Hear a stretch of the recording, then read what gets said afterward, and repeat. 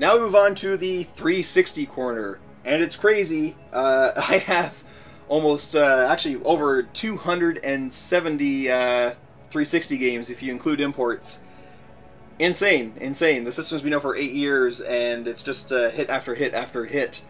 So you saw a lot of the games already on the overview, a lot of the box sets that are kind of everywhere around the room. But let me just pull out a few. I know, like, few killers here. The 360's been a huge success, so not a lot is going to be surprises for people, but got to pay closer attention to Alan Wake, one of my favorite games of all time. And talking about fantastic games, especially underrated games, I've done a couple of videos on this already. This Alice Madness Returns. Definitely one of my favorite games from a couple of years ago. And if you like bullet hell shooters, there is hope. Look at Ake Katana actually came out in North America officially. Who knows? I actually bought the Japanese version because I never thought this would ever come out. But they did release it. We've got all the Assassin's Creeds, all the Batmans, Bioshocks, Borderlands, Call of Duties, Bullet Witch. I don't care what anyone says, I enjoyed this game. I know it got really bad reviews, but I really enjoyed it. You guys know, and I've stressed this a million times, not a huge fan of digital distribution. I'm so glad companies like this, like Capcom, are doing these collections. So you can get, there's like what, 8 games here on a disc, including like Final Fight and Street Fighter HD Remix 1942 HD. The Dead Risings, we did actually one of our first videos we did was an unboxing of Dead Rising 2. So there's a little bit of nostalgia for you. Point out some Canadian-made games here. Deus Ex, the Augmented Edition. Our boys in Montreal made this game. Here's a bit of an underrated one. It's an early 360 game not a lot of people talk about, Enchanted Arms. One of the first JRPGs to show up on the system. And definitely, you know, not the greatest game ever made, but kind of a bit of a hidden gem, If you can get it dirt cheap, I still recommend picking it up. Same goes with Eternal Sonata. So we got all the Fallouts, the Far Cries, the Fears, Final Fantasies, Forzas, Gears of War, all the Halos, Grand Theft Autos. Holy crap, so many games on the system. Here's one to point out. Whenever people ask me what's an RPG to play that they've never heard of or maybe flew under the radar, Lost Odyssey, from the creator of Final Fantasy. He actually went on after this and did Last Story on the Wii, which is a fantastic RPG. So definitely check out Lost Odyssey. I'll forewarn you though, it is really, really difficult. It's really one of the hardest RPGs I've played. Ochinabara.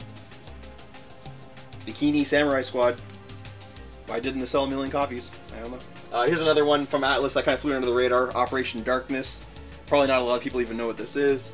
But the 360, even though it was heavily supported by a lot of, you know, Western studios, you know, the Japanese still put out a few games for it here and there. The Record of Agris War. This is the Zero Limited Edition. I have the Super Naughty Edition as well, which you've probably seen already in the overview, sitting up there. That was a lot of fun to ask for at the store, believe me. I believe that was one of the first games that they had actually, parents were complaining, so they had to sell it behind the shelves. Crazy. Resident Evils.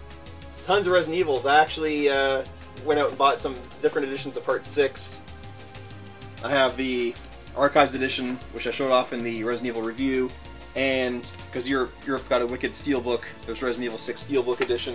You know, Soul Calibur 4 Special Edition, the Splinter Cells, Star Wars, all the Street Fighters, Transformers, Tron, and yes, even a few Kinect games. You know, listen, I understand Kinect was not that great. I actually use the voice commands more than anything.